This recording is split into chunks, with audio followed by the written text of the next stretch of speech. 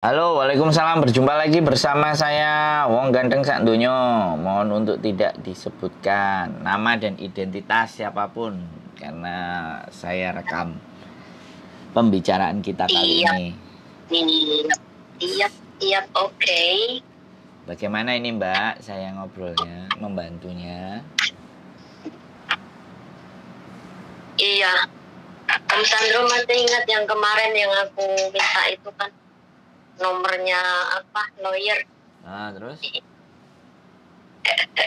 Enggak, itu kan kemarin ada kendala kok, apa ya, nggak ada kelanjutannya. Jadi gini Mbak, Samen sudah menghubungi belum?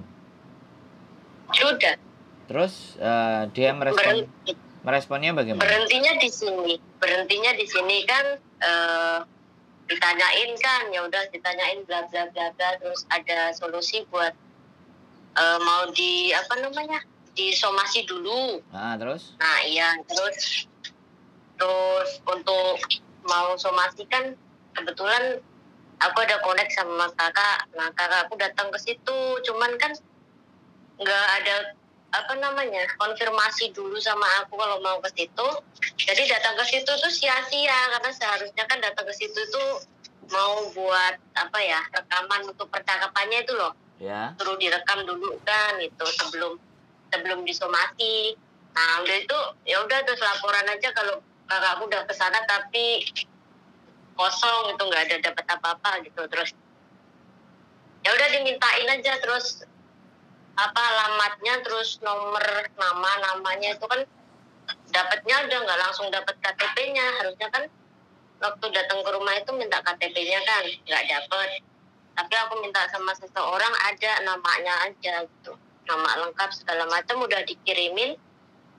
Udah, waktu itu aku tanya udah jadi dikirimin surat belum, katanya belum, nanti kalau ada waktu tak telepon, tapi sampai sekarang nggak ada kabar. Oke, nanti saya follow up lagi ya. Oke. Samen sudah mengeluarkan biaya belum? Belum. Oke, sebentar. Jadi nanti saya follow up, saya hubungi dia, bagaimana seperti apa kejelasannya tentang kasusnya Samen ini, dan mereka bisa melanjutkan apa enggak. Kalau yang satu nggak bisa melanjutkan, saya masih ada satunya lagi untuk kita konsultasikan lagi. Jadi sekali lagi mungkin saya juga mohon maaf, karena sekali lagi ketika Samen sudah menghubungi beliau, otomatis nggak kabarin saya kan, saya belum. Iya. Saya tidak akan bereaksi. Tapi ketika Samen sudah lapor lagi ke saya pasti akan sampaikan ke mereka. Jadi seperti apa nanti tindak lanjutnya dan progresnya sampai sejauh mana. Terus pembiayaan dan segala sesuatunya apakah sudah dibicarakan atau belum, nanti juga tak sampaikan ke dia. Terus dia maunya juga bagaimana, terus sampai juga seperti apa keinginannya. Terus duduk bareng lagi apakah masih bisa dilanjut atau tidak, atau kita ganti lawyer lagi juga nggak ada masalah. Jadi ya kalau saya nggak dihubungi sama sampean kan saya nggak tahu perkembangannya. Soalnya kembali lagi kalau urusan sudah dihandle sama dia ya saya jatuhnya wong dia lawyernya kan, artinya kan di situ. Iya. Jadi kalau dia juga tidak merespon, saya tanya juga tidak memberikan keterangan dan kejelasan, ya nggak apa-apa, kita geser aja, wong sampean belum keluar uang kan, intinya di situ aja. Karena sekali lagi memang namanya juga butuh koordinasi ya Mbak. Jadi kalau saya tidak dihubungi, ya saya nggak ngerti sampai sejauh mana. Soalnya saya ini kalau orangnya nggak kepingin kepo, kalau nggak dikasih tahu, apalagi itu urusan privasi ya, urusan pribadi. Terus menurut Samen ketika dalam omongan atau pembicaraan bagaimana? Tanggapannya baik atau kurang bagaimana atau seperti apa? Kira-kira menurut sebenarnya kalau tanggapannya sih baik, karena kalau dari kemarin saya komunikasi si A si B, saya kan nggak tahu kesalahan saya itu pokoknya di mana gitu. Cuman ya intinya karena ada asmara gitu, jadinya kalau udah ke situ itu aku udah males mau ngebahasnya gitu. Tapi kan kemarin aku ada di kesalahan yang utama itu kan kirim transfer uangnya itu bukan atas nama rekening aku pribadi itu yang susah nantinya. Kalau itu atas nama aku pribadi itu enak tuh kan, di sana udah ada penerima, kamu yang pengirim enak. Tapi kan ini aku lewat Chandra kan, jadi harus lagi ada lagi apa namanya, harus ada lagi yang harus panjang diselesaikan gitu loh. Tuh, tapi kan terus aku udah mencoba, tapi ini kan penerimanya cuma 1 nomor rekening saja gitu. Terus aku dari sini masih ada bukti transfer itu yang sekitar 10.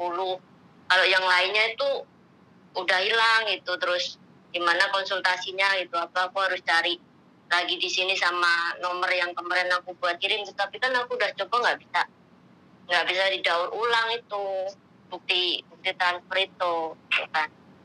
Makanya kan aku kemarin terus nanyain gimana kelanjutannya, ya harus disumasi dulu kan gitu. Terus nah itu dimintain apa alamat, terus nama lengkap segala macam, nama orang tua udah tak kirimin.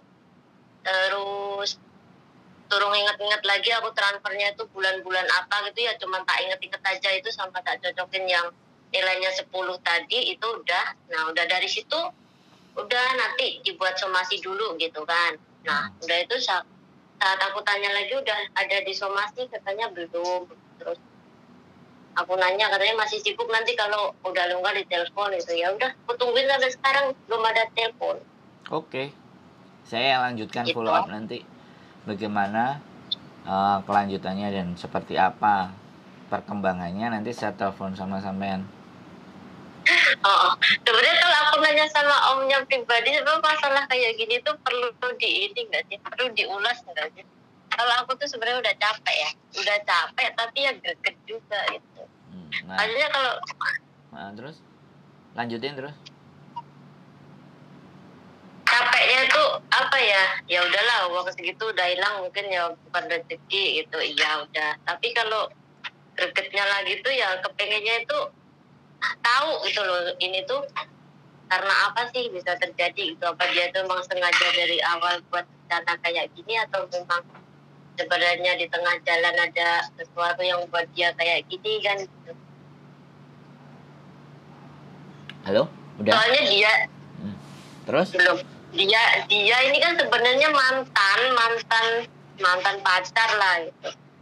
Yang sebenarnya dari akunya sendiri itu pengen balikan sama dia gitu, cuman caranya itu lewat apa gitu. Makanya caranya kemarin itu kan komunikasi sama dia lagi, nyambung silaturahmi. Terus ya udahlah, pengen apa ya, pengen kita itu bisa kayak dulu lagi gitu. Terus untuk merancangnya itu kan biar dia di rumah nggak jenuh nungguin aku, makanya dimodalin itu buat usaha kayak gitu. Terus nggak taunya di tengah jalan kemarin itu nggak taunya dia tuh ada perempuan lain, makanya di situ langsung apa ya, langsung drop, nggak taunya dianya juga nggak bisa ngasih kejelasan perempuan itu apa, siapa, ini itu.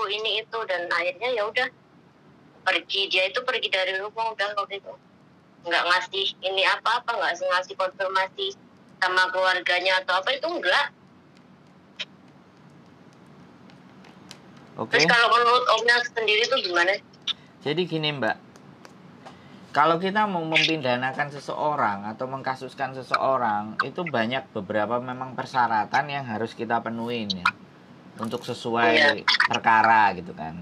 Yang jelas bukti transfer itu pasti, kemudian motif transfer itu untuk apa, sebagai apa, itu kalau sudah dituliskan, sekali lagi kalau sudah dituliskan di tempatnya transfer, untuk transfer usaha misalnya. Maaf, tapi suaranya kok putus-putus ya? Aduh. Sekarang putus-putus nggak? Iya, bagus, tapi ada nanti itu tersendat-sendat. Sekarang putus-putus nggak? Enggak. Oke, nanti kalau putus-putus sampean ngomong lagi ya? Iya. Oke, jadi kasus, sekali lagi saya ulang, kasus itu butuh beberapa persyaratan untuk bisa kita perkarakan ya, atau bisa kita naikkan menjadi perkara. Jadi makanya kenapa ada tersangka, masih disangkakan, terus terakhir di endingnya terdakwa. Nah jadi kayak gitu tuh. Jadi kalau sudah didakwa, awalnya disangka-sangka dulu, habis disangka-sangka terus akhirnya didakwa karena memang cukup bukti dan segala sesuatunya. Nah, si lawyer atau pengacara itu pasti mencari apa namanya data-data tersebut. Bukti transferan sampean itu membunyikannya sebagai apa? Kalau membunyikannya sebagai ternak, iya kan? Untuk modal usaha ternak kambing, tapi pada kenyataannya di rumah tidak ada itu semuanya dan itu juga fix atas nama dia. Udah, itu kita bisa gunakan delik aduannya adalah penipuan. Nah, itu bisa diperkarakan kalau penipuan. Nah, masuk pidana. Jadi tapi sebelum kita mampu memperkarakan itu, kita harus ngasih surat dulu untuk ibaratnya itikat baiknya mereka. Makanya dibutuhkan alamat, makanya dibutuhkan nama yang jelas, yang komplit, domisilinya dia. Kemudian surat itu kita terbitkan dan itu biasanya sampai 3 kali. Gitu loh. Jadi 3 kali kita lakukan. Kalau sudah 3 kali kita lakukan, ternyata dia mengabaikan persoalan itu, baru kita naikkan gitu loh Mbak. Jadi memang prosesnya tidak sesederhana yang kita bilang. Kalau sampean sudah berani berkasus, kemudian kita memperkarakan itu, maka yang terjadi pasti uang kita akan keluar. Tapi ya kembali lagi, makanya orang-orang yang berkasus itu orang-orang yang punya ibaratnya perhitungan, di mana bahwa hartanya yang saya ajak kasus itu ada dan kelihatannya. Jadi nanti kasus itu bisa kita menangkan, artinya ketika dia sudah dianggap bersalah dengan bukti dan saksi, dengan beberapa alat bukti dan saksi, maka kita bisa mengambil asetnya dia gitu. Atau setidaknya kalau toh pun kita tidak bisa mengambil asetnya, setidaknya memberikan pembelajaran bahwa mereka akan bisa masuk ke sel. Jadi ujungnya hanya ada 2 itu, memberikan pembelajaran mereka untuk masuk ke penjara, atau mereka mau dengan itikat baik tidak di penjara tapi mengembalikan sejumlah aset yang kita minta gitu. Jadi tidak sesederhana, makanya nggak ada masalah juga kalau memang kita sudah berani dan mau berkasus. Makanya tidak sedikit orang-orang itu ketika mau berkasus menghitung kerugiannya berapa. Makanya WA saya kalau sampean masih baca semuanya masih jelas. Apakah yang kita tuntut ini masih mempunyai harta satu, terus apakah ya kan, sekali lagi, apakah kita cukup punya alat bukti ataupun saksi yang bisa membuat kita itu bisa menang dalam sebuah perkara tersebut. Nah, itu yang memang harus dipertimbangkan. Kalau sampean sudah berani maju, nah dia akan memberikan dan menyampaikan itu dulu. Kecuali ya ini untuk pengacara-pengacara yang sifatnya pro bono. Nah, dibilangnya pro bono. Kalau pro bono itu yang sifatnya adalah gratis. Jadi menolong. Jadi ada beberapa lembaga bantuan hukum yang sifatnya seperti itu. Makanya nanti tak perjelas, tak tanyakan dulu.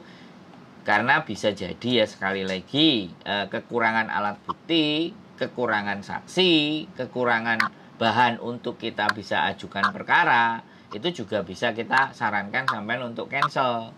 Kan seperti itu Cita.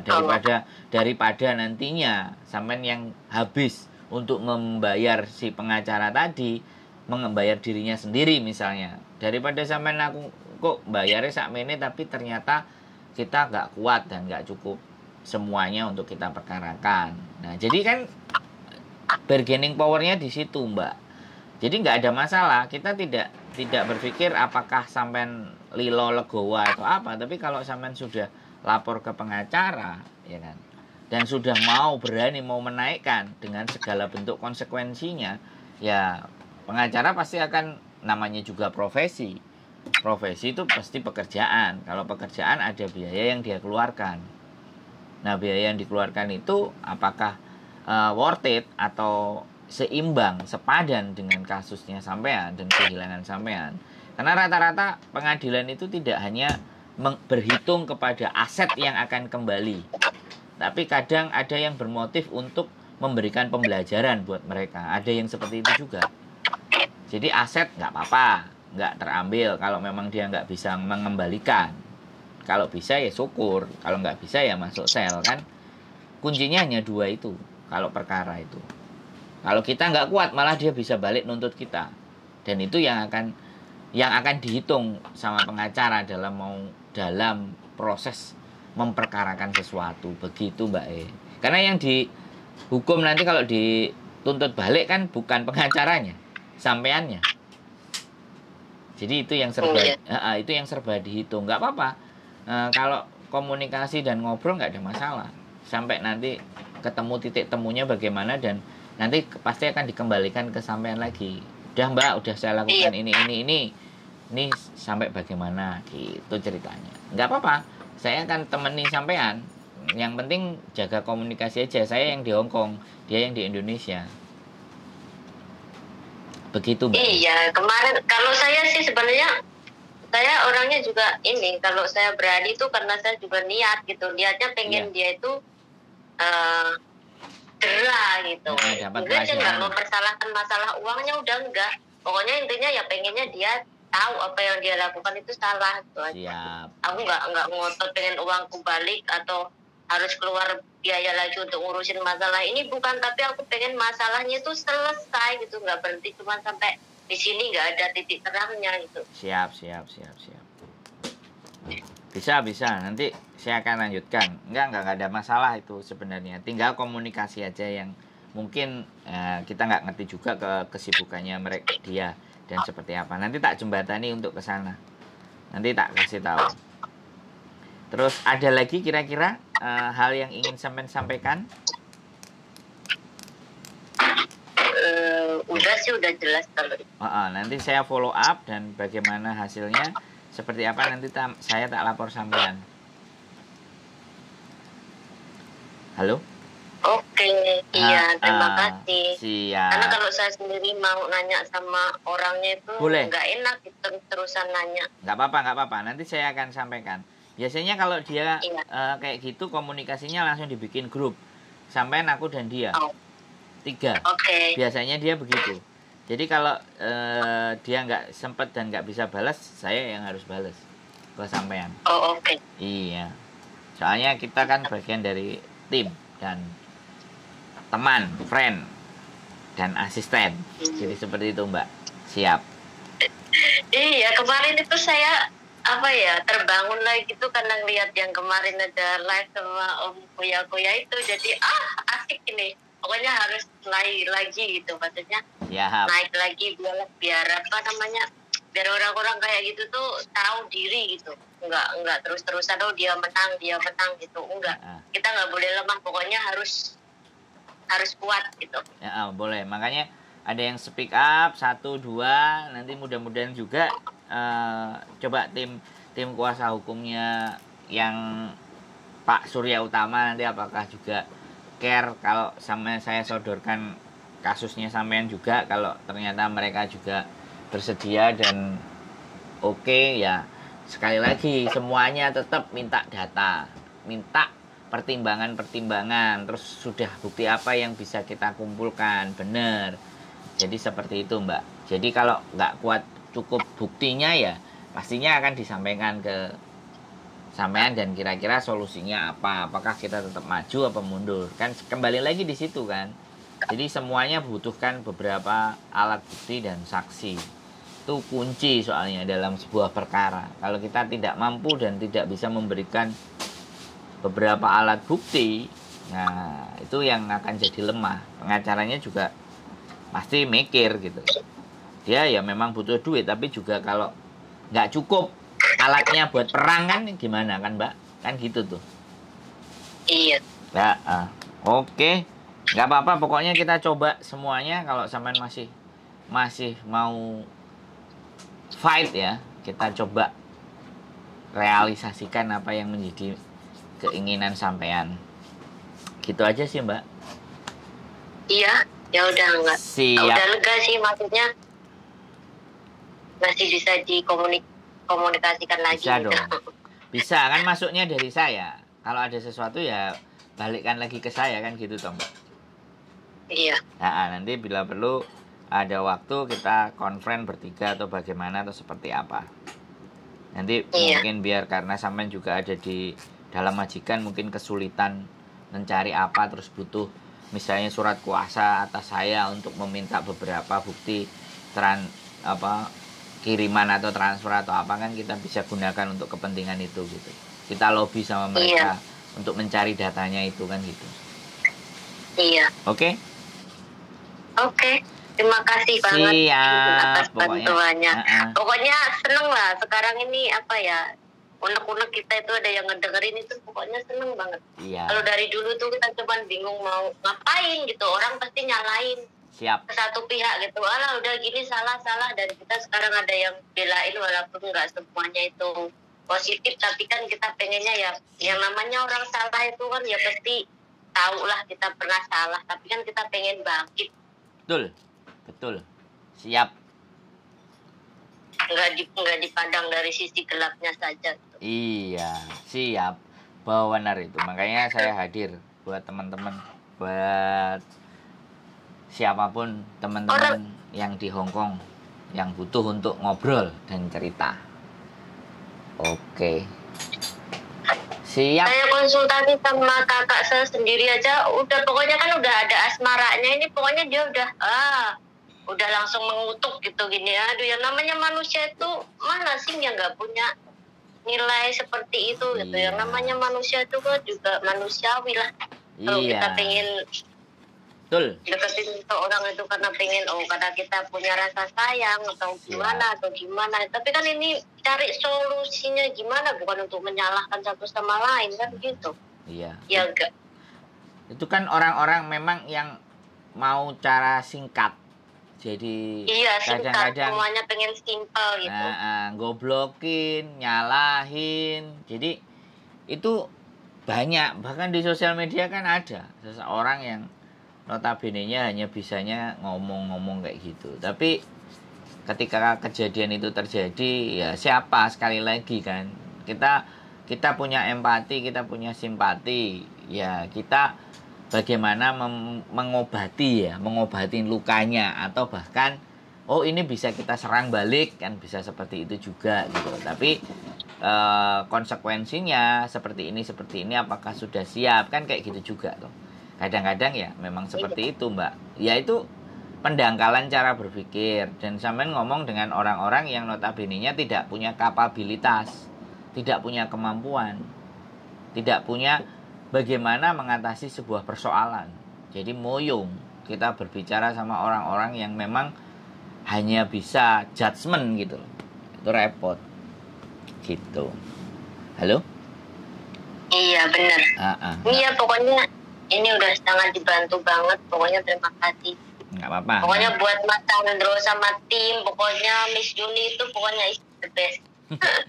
Terima kasih atas dukungannya. Mudah-mudahan kita selalu bisa menjaga kepercayaan yang sudah ditaruh ke kami dari teman-teman, karena tidak ada sesuatu yang bernilai dan berharga selain sebuah kepercayaan. Jadi ya karena ini bilangnya sesama manusia, bilangnya kan kepercayaan. Kalau ke Tuhan kan iman, ke malaikat kan iman. Sebenarnya ini kan kunci sebuah kepercayaan, dan itu nilainya besar sekali. Dan itu berat sebenarnya. Tapi kepercayaan itu hanya bisa kita letakkan kepada orang-orang yang memang mumpuni, mempunyai kemampuan, mempunyai nilai, integritas, dan segala sesuatu. Dan sekali lagi ya, kami memang manusia dan tidak pernah akan luput terhadap salah, khilaf, tapi kita akan berusaha memberikan yang terbaik saja sih sebenarnya. Gitu, Mbak Iya, benar. Ya udah, makasih banget. Ya, sehat selalu ya, tetap semangat. Nanti saya laporkan progresnya selanjutnya. Oke. Secepatnya, sebisa mungkin. Oke, gitu ya, Mbak. Iya. Sehat selalu, ya, tetap semangat ya. Buat waktunya, iya, sama-sama saling mendoakan semoga sukses ke depannya. Amin. Pokoknya dihindarkan dari hal-hal yang negatif. Siap. Sehat, Mbak Sehat-sehat. Ya, makasih. Assalamualaikum. Waalaikumsalam warahmatullahi wabarakatuh. Oke, teman-teman semuanya, menyalahkan itu sesuatu yang sangat gampang.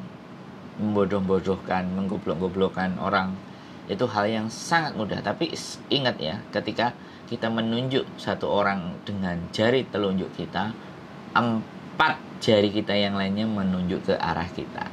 Keep stay tune my YouTube channel and see you next video. Bye bye.